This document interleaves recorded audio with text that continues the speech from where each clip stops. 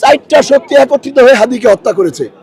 একটা হলো ভারতের র মোদী সরকার, আরেকটা হলো বিদায় হওয়া ফ্যাসিবাদ, আরেকটা হলো বাংলাদেশের নব্য ফ্যাসিবাদ যারা ফ্যাসিবাদের সাথে যুক্ত হয়ে ভারতের সাথে যুক্ত হয়ে ক্ষমতা আসতে চায়, আরেকটা হলো উপদেষ্টা পরিষদে যারা লুকিয়ে আছে ভারতের সহযোগী।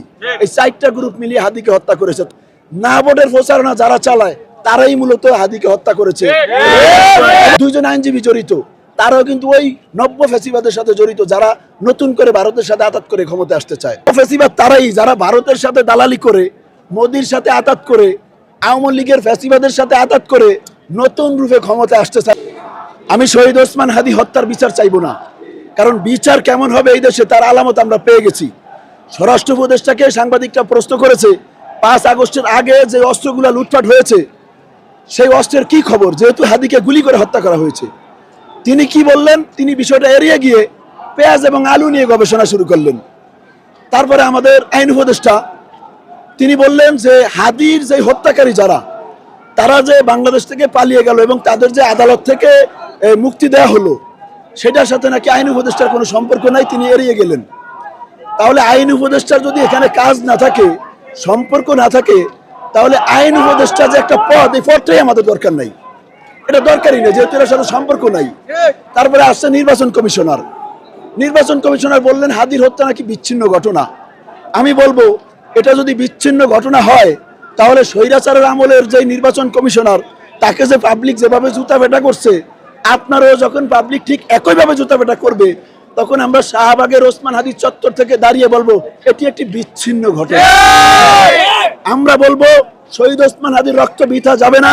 টেকনাফ থেকে তেতুলিয়া, রূপচা থেকে পাথুরিয়া, প্রত্যেক ঘরে ঘরে ভারতীয় আধিপত্য বিস্তারের বিরুদ্ধে ওসমান হাদি সজাগ করে দিয়েছে মানুষকে।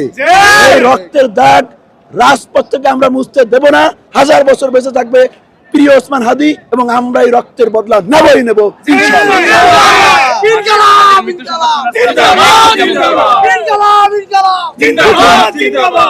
গত 20 তারিখে আমার বাবা মারা গেছে।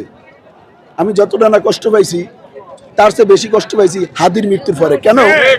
আমার বাবা দীর্ঘ 2.5 বছর অসুস্থ ছিল, যার কারণে চোখের সামনেই তো সবকিছু হয়েছে। তারপরেও বাবা কষ্ট পেয়েছি, কিন্তু হাদির জন্য কান্না করেছে 18 কোটি জনতা।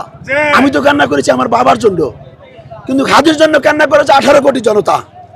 হাদি শুধু একজন বিপ্লবী নেতা নন, একজন সৎ মানুষ নন, তিনি একটা প্রতিষ্ঠান, তিনি একটা দেশ, তিনি একটা দেশের স্বাধীন সার্বভৌমত্ব, তিনি একটা দেশের মানচিত্র, তিনি একটা দেশের লাল সবুজের পতাকা। এটা আপনি আমি না বুঝলেও ভারত বুঝছে। ভারত কিভাবে বুঝছে? 54 বছরের যে একটা আধিপত্য বিস্তার ছিল, 5 আগস্টের পরে সেটা বিদায় নেওয়ার পরেই হাদি এই জিনিসটা ঘরে ঘরে পৌঁছিয়ে দিছে। এই কারণে 4টা শক্তি একত্রিত হয়ে হাদিকে হত্যা করেছে। একটা হলো ভারতের র মোদী সরকার, আরেকটা হলো বিদায় হওয়া ফ্যাসিবাদ, আরেকটা হলো বাংলাদেশের নব্য ফ্যাসিবাদ যারা ফ্যাসিবাদের সাথে যুক্ত হয়ে ভারতের সাথে যুক্ত হয়ে ক্ষমতা আসতে চায়, আরেকটা হলো উপদেষ্টা পরিষদে যারা লুকিয়ে আছে ভারতের সহযোগী। এই 4টা গ্রুপ মিলিয়ে হাদিকে হত্যা করেছে। তবে হাদির হত্যার পরে শত শত হাজার হাজার লক্ষ লক্ষ কোটি কোটি হাদি অলরেডি প্রস্তুত হয়ে গেছে ইনশাআল্লাহ। এই দেশে হাদির রক্ত বৃথা যায় না, যাবে না, 1000 বছর বেঁচে থাকবে প্রিয় হাদি।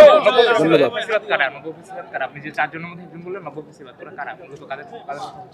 নব্য ফ্যাসিবাদ বলতে যারা ওই নব্য ফ্যাসিবাদ বলতে তারাই যারা ভারতের সাথে ভারতের দালালি করে, এই নব্য ফ্যাসিবাদ তারাই যারা ভারতের সাথে দালালি করে, মোদির সাথে আতাত করে, আওয়ামী লীগের ফ্যাসিবাদের সাথে আতাত করে নতুন রূপে ক্ষমতা আসতে চায়, এবং যারা সংস্কার মানে না, যারা এই জুলাই অভ্যুত্থানের যে একটা গণভোট হওয়ার কথা ছিল, না ভোটের প্রচারণা যারা চালায় তারাই মূলত হাদিকে হত্যা করেছে।